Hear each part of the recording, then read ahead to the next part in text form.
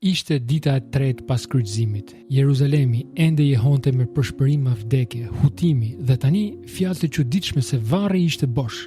2 dishepuj, Kleopa dhe një tjetër ndjekës i pa emëruar po ecnin drejt një fshati të quajtur Emaus, rreth 11 kilometra larg qytetit. Kokat ulur, zemrat të rënduara, ato flisnin për gjithçka që kishte ndodhur. Ai që besonin se ishte Mesia ishte vrarë si një kriminal. Shpresa ishte guzhduar në kryq. Pastaj një i huaj ju bashkua. Ai ecte pranë tyre sikur asgjë nuk kishte ndodhur. Për çfarë po flisni? Pyeti ai. Burrat u ndalën të habitur. A je ti i vetmi vizitor në Jeruzalem që nuk ke dëgjuar çfarë ndodhi? Pyetën ata. Pastaj ai tregoi gjithçka, arrestimin, kryqin, shpresat e thyra, dhe i huaj filloi të fliste. Ai nuk i ngushëlloi me fjalë të buta, por i qortoi për mosbesimin e tyre. Sa të marrë që jeni dhe sa të ngadalë për të besuar gjithçka që kanë thënë profetët. Pastaj, duke filluar nga Mojsiu e të gjithë profetët, u shpjegoi se si shkrimet kishin parathënë se Mesia do të vuante dhe më pas do të hynte në lavdinë e tij. Zemrat e tyre u ndezën ndërsa ai fliste. Diçka ndije hyjnore, por sytë e tyre ende nuk mund të shihnin.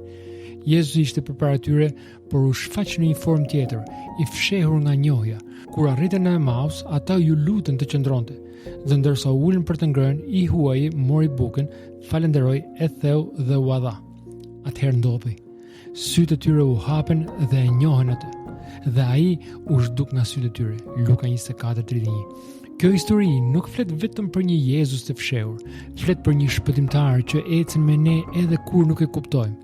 Jezusi nuk u shfaq me lavdi të shkëlqyer. Ai erdhi në një formë tjetër, i thjesht, i përulur, i panjohur, për të mësuar, për të ecur pranë, për të nxjerrë besimin nga hutimi.